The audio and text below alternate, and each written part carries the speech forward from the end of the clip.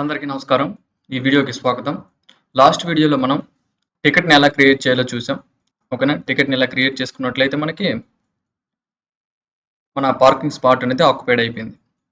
ఇప్పుడు యూజర్ అనేవాడు వచ్చాడు. మన కస్టమర్ అనేవాడు వచ్చాడు. బైక్ పార్క్ చేశాడు.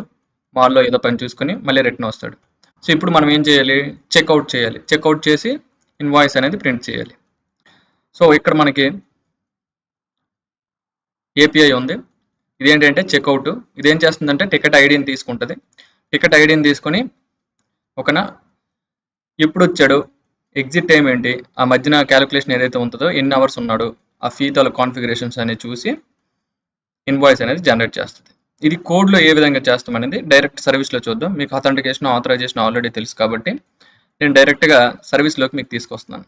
ఇక్కడ చూడండి, ఇక్కడ చెక్‌ఔట్ అనే ఫంక్షన్ ఉంది మనకి. చూసుకున్నట్లయితే ఈ చెక్‌ఔట్ అనే ఫంక్షన్‌లో ఫస్ట్ టికెట్ అనేది మనం టికెట్ ఐడి ఇచ్చిన టికెట్ ఐడి ఉందా లేదా అనేది మనం చెక్ చేస్తాం. టికెట్ ఐడి అనేది ఫౌండ్ అవ్వాలి. టికెట్ ఐడి కానీ ఒకవేళ లేకపోతే మన డేటాబేస్లో టికెట్ నాట్ ఫౌండ్ అనే ఎర్రర్ అని మనం త్రో చేస్తాం. ఒకవేళ ఉంది కానీ టికెట్ అనేది ఆల్రెడీ కంప్లీట్ అయిపోయింది అంటే ఆల్రెడీ వాడు పే చేస్తాడు, మళ్ళీ రెండోసారి మనం చేయడానికి మరి ఉండదు అనమాట. సో టికెట్ స్టేటస్ కంప్లీటెడ్ కాదు అనేది కూడా మనం చెక్ చేయాలి. ఒకవేళ కంప్లీట్ అయిపోతే కనుక ఇట్ ఈస్ ఆల్రెడీ కంప్లీటెడ్ అనేసి మనం ఇస్తాం.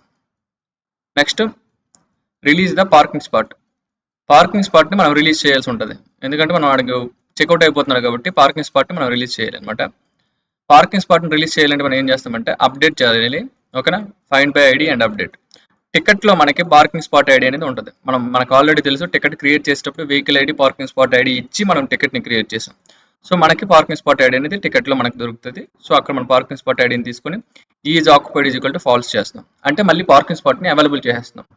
ఓకేనా? అదేవిధంగా టికెట్ అనేది కంప్లీట్ అయిపోయింది అనేది దాన్ని అప్డేట్ చేస్తాం. ఓకేనా? ఇప్పుడు మనకి ఎగ్జిట్ టైం కావాలి. ఎందుకంటే మన ఫేర్ అనేది క్యాలిక్యులేట్ చేయాలంటే మనకి ఎగ్జిట్ టైం కావాలి. Exit time new date. ఇది ఏం చేస్తుంది అంటే కరెంట్ డేట్ని ఇస్తుంది అనమాట. కరెంట్ టైం అండ్ డేట్ని ఇస్తుంది అనమాట. ఈ విధంగా ఇక్కడ చేసిన తర్వాత మనం ఏం చేస్తాం అంటే టికెట్ని సేవ్ చేసేస్తాం. టికెట్ సేవ్ చేసిన తర్వాత ఇక్కడ చూడండి వెహికల్. ఇక్కడ మనం ఫస్ట్ వెహికల్ని ఫైండ్ చేస్తాం.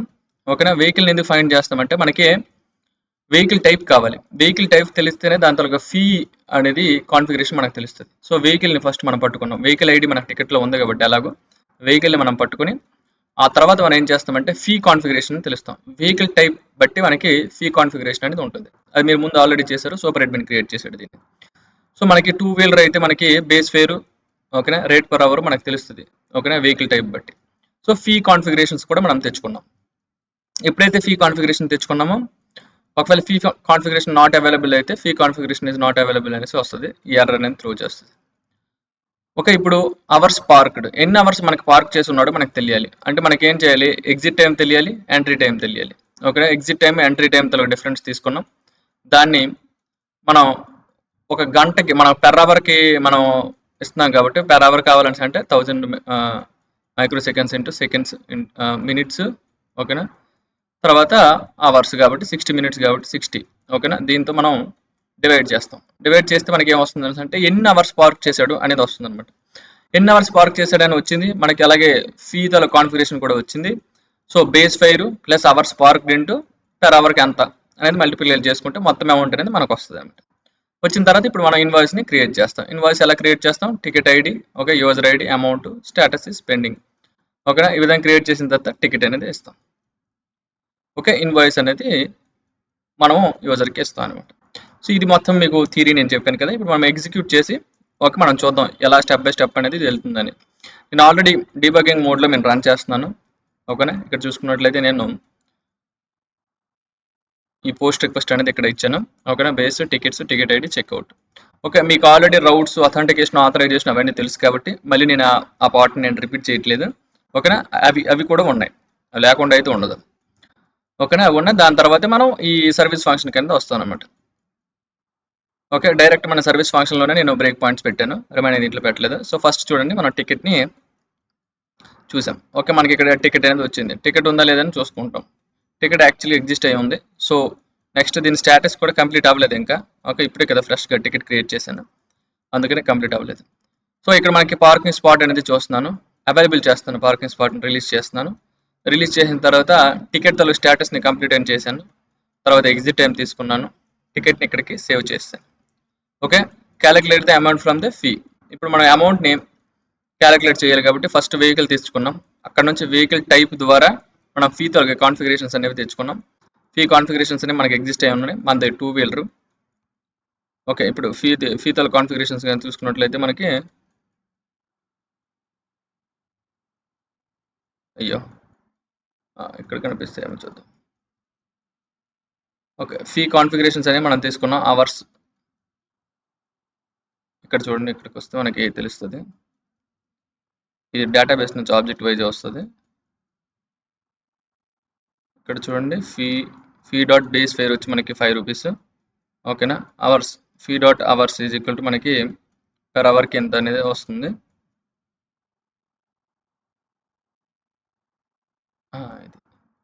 ఓకే, ఇక్కడ చూడండి, బేస్ ఫేర్ వచ్చి 5. ఓకేనా, క్రియేట్ పవర్ ఇది 2.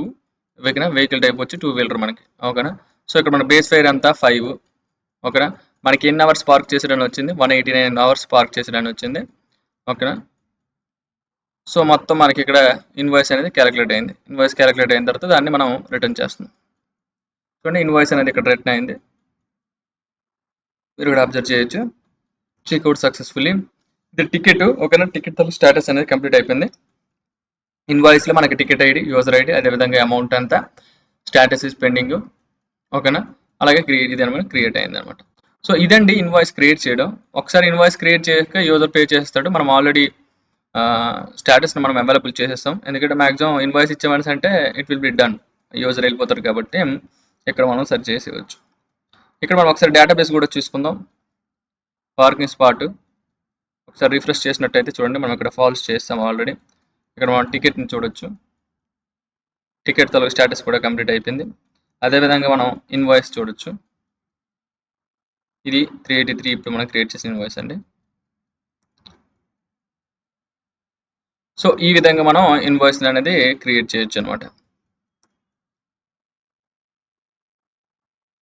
సో తర్వాత ఇంకా మీకు ఇన్వాయిసెస్ని ఎలా క్రియేట్ చేయాలి, ఇన్వాయిస్ని అప్డేట్ చేయడం, ఇన్వాయిస్ని పే చేయడం, ఇలాంటి ఏపీఐస్ అన్నీ ఉన్నాయి అందులో. వెహికల్ని అప్డేట్ చేయడం. ఓకేనా, సో రోల్ యాక్సెస్ని సూపర్ అడ్మిన్కి ఇవ్వడం. సో ఇలాంటివన్నీ ఇంకా చాలా ఉన్నాయి.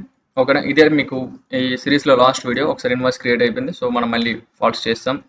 సో ఇక్కడ నుంచి మీరు ఏం చేయాలంటే ఈ కోడ్ బేస్ని తీసుకోండి, దీన్ని ఇంకా కొంచెం ఇంప్రూవ్ చేయండి. దీంట్లో ఇంకా ఏమేమి ఇంప్రూవ్ చేయొచ్చు నేను కొన్ని చెప్తాను, కొన్ని మీరు ఫైండ్ చేయండి. ఇంకా ఇందులో మనం అడ్మిన్కి మనకి రూల్స్ క్రియేట్ చేసే పర్మిషన్స్ మీరు ఇవ్వచ్చు. అదేవిధంగా ఇన్వాయిస్, టికెట్స్ క్రియేట్ అయిన తర్వాత ఒక విజువలైజేషన్ డాష్ బోర్డ్స్ మీరు క్రియేట్ చేయొచ్చు. ఎలా క్రియేట్ చేయొచ్చు అంటే ఒక రోజులో మనకి ఎన్ని పార్కింగ్స్ అయినాయి, ఎంత డబ్బులు వచ్చినాయి. ఓకే, ఇప్పుడు మనకి బిజినెస్కి ఫైనల్గా ఏం కావాలి? ఒక రోజులో ఎన్ని డబ్బులు వచ్చినాయి అనేది కావాలి. సో ఇలాంటి డాష్ బోర్డ్స్ అన్ని మీరు క్రియేట్ చేయొచ్చు. అంటే డేటాను ఫస్ట్ క్రియేట్ చేసి తర్వాత డాష్ బోర్డ్స్ని క్రియేట్ చేయొచ్చు. ఓకే, ఇలాంటివి ఏవైతే ఉన్నాయో అడిషనల్స్ అనమాట, ఇవన్నీ మీరు చేయండి. అదేవిధంగా ఇందులో ఏమైనా లిమిటేషన్స్ ఏమైనా ఉన్నాయా? యాజ్ ఆఫ్ మనం ఏం చేసామంటే అన్ని కంట్రోల్ పవర్స్ ఓకేనా మనం సూపర్ అడ్మిన్కి మాత్రమే ఇచ్చున్నాం. యూజర్స్ క్రియేట్ చేయడం, అడ్మిన్స్ క్రియేట్ చేయడం, రూల్ యాక్సెస్ క్రియేట్ చేయడం, రూల్స్ క్రియేట్ చేయడం. సో నెక్స్ట్ ఫీ కాన్ఫిగరేషన్స్, ఇవన్నీ మనం ఏం చేసామంటే ఓన్లీ సూపర్ అడ్మిన్కే లిమిట్ చేసినాం. సో అలా కాకుండా మనం అడ్మిన్కి కూడా కొన్ని పర్మిషన్స్ ఇచ్చి వాడి చేతి కూడా కొంత పని చేయించుకోవచ్చు. సో ఇలాంటివన్నీ కూడాను మీరు ఏం చేస్తారంటే ఈ కోడ్ బేస్ని తీసుకుని మీరు ఇంకా ఏం చేయగలుగుతాం దీనిపైన అనే దాని గురించి మీరు చేయండి. అదేవిధంగా ఇప్పటి వరకు మనం చెప్పుకున్న దీంట్లో ఇంకెక్కడైనా బగ్స్ ఉన్నాయా, క్రిటికల్ బగ్స్ ఏమైనా ఉన్నాయా, మనం ఇంకా ఫిక్స్ చేయవలసినవి ఏమైనా ఉన్నాయా, ఇలాంటివి కూడాను ఉంటే నాకు కమెంట్ చేయండి, నేను ఖచ్చితంగా వాటిని ఫిక్స్ చేసి పెడతాను. ఓకేనా, మీరైతే ఇంప్రూవ్మెంట్స్లో అయితే చేయడానికి ప్రయత్నించండి. థ్యాంక్ యూ ఫర్ లిసనింగ్ అండి. మరొక సిరీస్లో మళ్ళీ కలుసుకుందాం. Thank you for listening.